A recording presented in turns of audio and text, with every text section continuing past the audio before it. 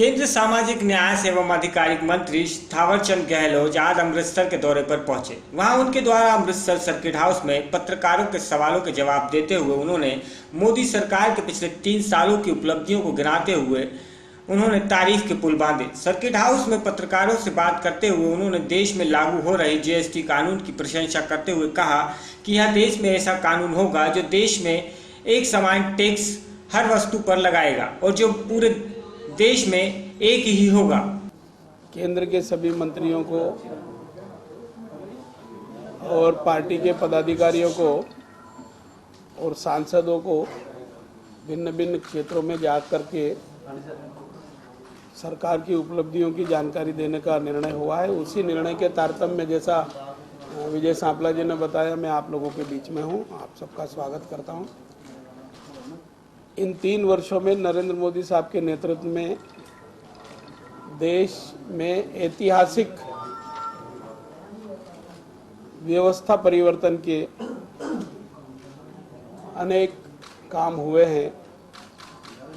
देशवासी लंबे समय से ये मांग करते थे कि देश में आज़ादी तो आ गई, स्वराज तो मिल गया, पर सुराज, बेईमानी, भ्रष्टाचार और काले धन से मुक्त सुशासन होना चाहिए। और हम भी जनसंघ के समय से इस प्रकार की मांग करते रहे थे, देशवासी भी इस प्रकार की मांग करते रहे हैं। इस दिशा में या तो कुछ प्रयास, अच्छे प्रयास अटल जी की सरकार में हुए थे। अटल जी ने बेईमानी, भ्रष्टाचार और लीकेजेस को रोकने का प्रयास किया था। अच्छी नीति और अच्छी नीयत से कार्य योजनाएं बना करके देश के विकास के लिए कदम बढ़ाए थे। और आपने और हमने सबने देखा, उस समय किसान क्रेडिट कार्ड योजना के माध्यम से कृषि में पूंजी निवेश, फिर ब्याज की दरें 14, 15, 16% होती थी, वो 7-8% लाने का निर्णय उन्होंने लिया था। राज्य सरकारों को भी आग्रह किया था एज ए प्रधानमंत्री पत्र लिख करके कि ये कोऑपरेटिव बैंक और भूमि विकास बैंक राज्य सरकारों के अधिकार क्षेत्र में आती है। आप भी जो किसान लोन लेते हैं उनकी ब्याज दरें कम करें। मुझे खुशी है कि भाजपा शासित जो राज्य सरकारें उस समय थी, उन्होंने सबने अटल जी के उस पत्र पर ब्याज की दरें कम की थी और किसानों को राहत पहुंचाने का प्रयास किया था। उस समय जब अटल जी देश के प्रधानमंत्री बने थे तो भारत का जीडीपी ग्रोथ रेट 4.4 मिला था उनको। 6 साल के सरकार के दौरान उन्होंने उस समय भी देश की अर्थव्यवस्था को सुदृढ़ किया था और उन 6 साल में जीडीपी ग्रोथ रेट 4.4 से 8.4 पर पहुंची थी। योग संयोग 6 साल बाद अटल बिहारी वाजपेयी जी की सरकार चली गई और बाद में 10 साल तक यूपीए की सरकार रही। और मुझे ये कहते हुए एक तरह से कष्ट भी हो रहा है कि देश के यूपीए सरकार के प्रधानमंत्री मनमोहन सिंह जी अच्छे आदमी थे, अच्छे अर्थशास्त्री थे और हैं भी, पर प्रधानमंत्री के रूप में थे। उनके साथ पी चिदम्बरम अच्छे अर्थशास्त्री माने जाते हैं, वो वित्त मंत्री थे। और मोंटेक सिंह जी आलूवालिया बहुत अच्छे अर्थशास्त्री माने जाते हैं, वो योजना आयोग के उपाध्यक्ष थे। इन तीनों अच्छे अर्थशास्त्रियों के होने के बाद भी वो जो जीडीपी ग्रोथ रेट थी 8.4 पर छोड़ी थी, वो 10 साल बाद 4.34 के आसपास ही रह गई थी। अगर आप 8 जुलाई 2004 का यूपीए सरकार के वित्त मंत्री पी चिदम्बरम जी का पहला बजट भाषण पढ़ेंगे 8 जुलाई 2004, तो उसमें आपको पढ़ने को मिलेगा कि उन्होंने अटल बिहारी वाजपेयी जी की सरकार की अर्थव्यवस्था को सुदृढ़ करने की नीति की प्रशंसा की थी। अमृतसर से सर्च स्टोरी के लिए द्वारकानाथ राणा की रिपोर्ट। अकाल तख्त के जत्थेदार ज्ञानी गुरबदन सिंह ने अपने निवास पर पत्रकारों से बातचीत करते हुए बताया कि सिख विद्वान डॉक्टर हरजिंदर सिंह दिलगिरी की मिली शिकायत पर जांच करने को बनाई गई 11 मेंबर कमेटी की रिपोर्ट उनके पास आ गई है, जिसमें उनको दोषी पाया गया है।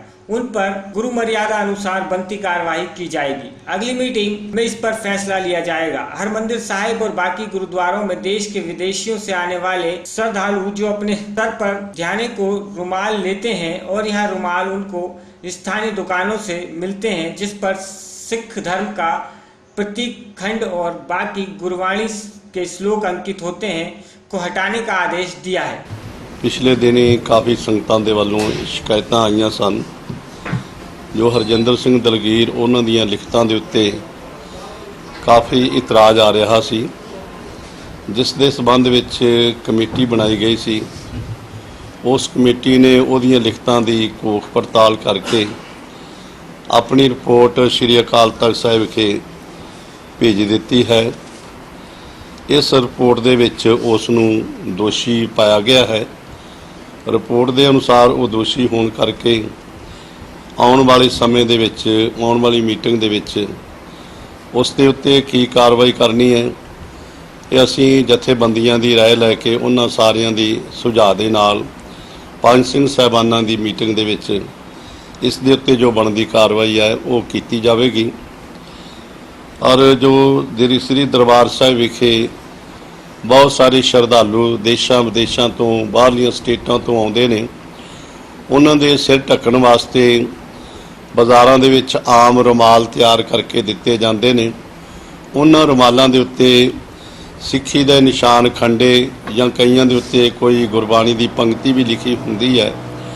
वो मत्था टेक के जदों वापस जांदे ने रुमाल इधर उधर सुट देंदे ने, जिस करके चिन्हां दी बेअदबी हुंदी है, अक्षरां दी बेअदबी हुंदी है। समूह दुकानदारां नूं ये हदायत कीती जांदी है जिहड़े रुमाल ने वो खुले साफ ते प्लेन बनाया करन, उस दे उत्ते कोई भी सिੱਖੀ ਦਾ ਜਿਹੜਾ चिन्ह है वो ना लगाया जाए ताकि उसकी बाद विच बेअदबी ना होवे। कल जो श्रोमणी गुरुद्वारा प्रबंधक कमेटी एग्जीक्यूटिव कमेटी की मीटिंग हुई है, उहदे विच कुछ फैसले लए गए ने जो बहुत ही शलाघायोग ने। उन्हां फैसलों ते दास समुची कमेटी प्रधान साहब का बहुत धन्नवादी है, जिन्हां ने जो शहीदां दे अस्थान ते जो संत ज्ञानी हरनाम सिंह जी खालसा मुखी दमदमी टकसाल प्रधान संत समाज सेवावां करवा रहे ने। दिल्ली विच भी इत्थे भी उन्हां दे वल्लों काफ़ी समय तो ये मंग सी कि वो गैलरी दे विच उन्हां शहीदां दीयां तस्वीरां सुशोभित कीतियां जाण, जिन्हां ने समय दी ज़ालिम हुकूमत वालों जो फौजी अटैक करवाया गया उन्हां दे नाल जूझदे होया शहीदियां प्राप्त कीतियां ने। अमृतसर से सर्च स्टोरी के लिए द्वारकानाथ राणा की रिपोर्ट। देश की बाघा सीमा पर बने नेशनल चेक पोस्ट हमेशा ही विवादों में रही है। वहीं देश की बाघा सरहद पर बनी IPCM मूलभूत सुविधा के न होने के कारण जहां दोनों देशों का व्यापार परिवर्तित हो रहा है, वहीं इस बीच अब इसमें अंदर काम कर रहे कूली भी आक्रोश में आ गए हैं। आलम यह है कि उन्होंने यहाँ पर अपना प्रदर्शन शुरू कर दिया है। इस मौके पर मजदूरों का कहना है कि यहाँ पर उनको कोई मेडिकल सुविधा नहीं है, साथ ही यहाँ पर पीने के लिए पानी तक नहीं दिया जा रहा है, कोई शेड तक नहीं है। बाघा सीमा पर जो कूली काम कर रहे हैं उनकी काफ़ी मुश्किलें हैं और इस बीच इन दोनों की मूलभूत सुविधाएं या बाकी मुश्किलें हैं। साथ ही शेड ना होने के कारण वह पानी तक नहीं पी पाते हैं और इसी के कारण उनको मुश्किलें आ रही हैं। 1975 ਤੋਂ ਸਾਡੀ ਜਿਹੜੀ ਲੇਬਰ ਕੰਮ ਕਰ ਰਹੀ, ਸਾਡੇ ਵੱਡੇ ਵਡੇਰੇ ਕੰਮ ਕਰ ਰਹੇ ਆ ਤੇ ਉਸ ਟਾਈਮ ਤੇ ਕੋਈ ਵੀ ਠੇਕੇਦਾਰੀ ਸਿਸਟਮ ਨਹੀਂ ਸੀ ਤੇ ਲੇਬਰ ਨੂੰ ਵਪਾਰੀ ਦੇ ਸਿੱਧੇ ਪੈਸੇ ਮਿਲ ਰਹੇ ਸੀ। ਹੁਣ 12 ਅਪ੍ਰੈਲ 2012 ਤੋਂ ICP ਬਣੀ, ਉਹ ਟਾਈਮ ਤੇ CWC ਨੇ ਕੰਮ ਹੈਂਡਲ ਕੀਤਾ, ਉਹਨਾਂ ਨੇ ਕਹਾ ਠੇਕੇਦਾਰੀ ਸਿਸਟਮ ਲਿਆਂਦਾ।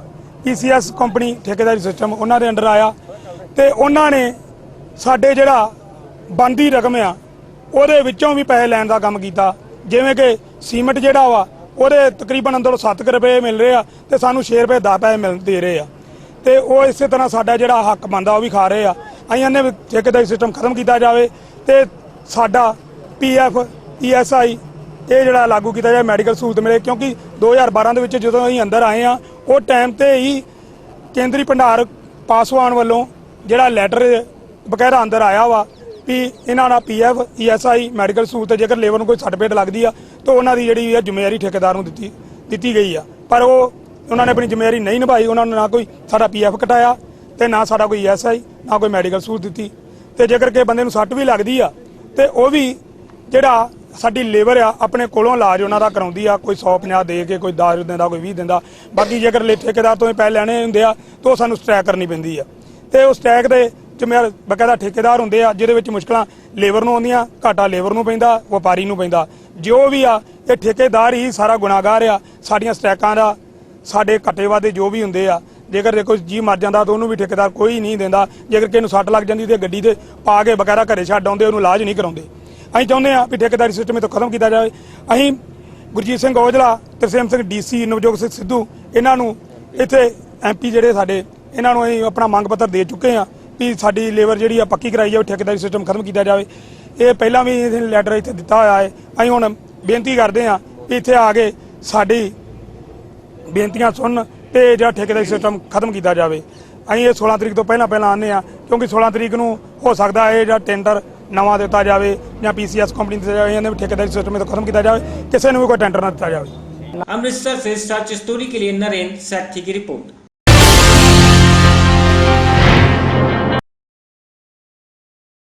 टेक्सटाइल उद्योग में काम कर रहे हजारों मजदूरों ने 25% वेतन वृद्धि की मांग को लेकर 3 दिवसीय हड़ताल कर दी। इंडस्ट्री हड़ताल कर्मचारियों ने शहर में रोष मार्च कर मिल मालिकों के खिलाफ नारेबाजी की। वर्करों ने चेतावनी दी है कि अगर टेक्सटाइल यूनिटों के प्रबंधकों ने वर्करों के किए वादों के अनुसार वेतन वृद्धि न की तो आंदोलन को और तेज किया जाएगा। प्रदर्शनकारियों का नेतृत्व ट्रेड यूनियन C2 और एटा के नेतृत्व में किया जा रहा है।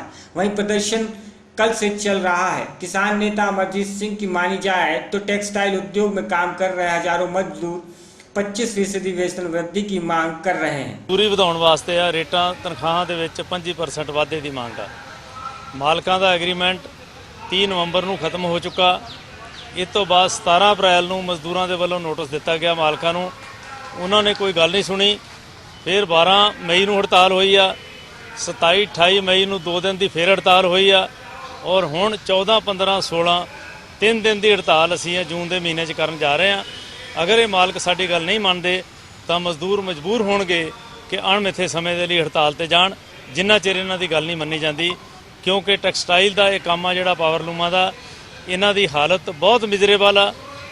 ਤਨਖਾਹਾਂ ਬੜੀਆਂ ਨਗੂਣੀਆਂ ਨੇ। ਮਾਲਕ ਇਹਨਾਂ ਨੂੰ ਮਜਬੂਰ ਕਰਕੇ 12-12 ਘੰਟੇ ਕੰਮ ਲੈਂਦੇ ਆ ਔਰ ਹੁਣ ਜ਼ੋਰ ਪਾਇਆ ਜਾ ਰਿਹਾ ਕਿ 14 ਘੰਟੇ ਕੰਮ ਕਰਨ। ਔਰ ਮਸ਼ੀਨਾਂ ਜਿਹੜੀਆਂ 1-2 ਮਸ਼ੀਨਾਂ ਪਹਿਲਾਂ ਚਲਾਉਂਦੇ ਸੀ, ਹੁਣ 6-6 8-8 ਮਸ਼ੀਨਾਂ ਇਹਨਾਂ ਤੋਂ ਜ਼ਬਰਦਸਤ ਚਲਵਾਈਆਂ ਜਾ ਰਹੀਆਂ ਔਰ ਇਹ ਮਜ਼ਦੂਰਾਂ ਦੀ ਲੜਾਈ ਜਿਹੜੀ ਆ ਬੜੀ ਜਾਇਜ਼ ਆ ਔਰ ਇਹਦੇ ਉੱਤੇ ਮਾਲਕਾਂ ਨੂੰ ਫੈਸਲਾ ਜਿਹੜਾ ਕਰਨਾ ਪਏਗਾ। ਪ੍ਰਸ਼ਾਸਨ ਨੂੰ ਸਾਡੀ ਬੇਨਤੀ ਉਹ ਵੀ ਦਖਲ ਦੇ ਕੇ ਛੇਤੀ ਤੋਂ ਛੇਤੀ ਮਜ਼ਦੂਰਾਂ ਦਾ ਫੈਸਲਾ ਕਰਾਇਆ ਜਾਏ। अमृतसर से सर्च स्टोरी के लिए नरेंद्र सैथी की रिपोर्ट।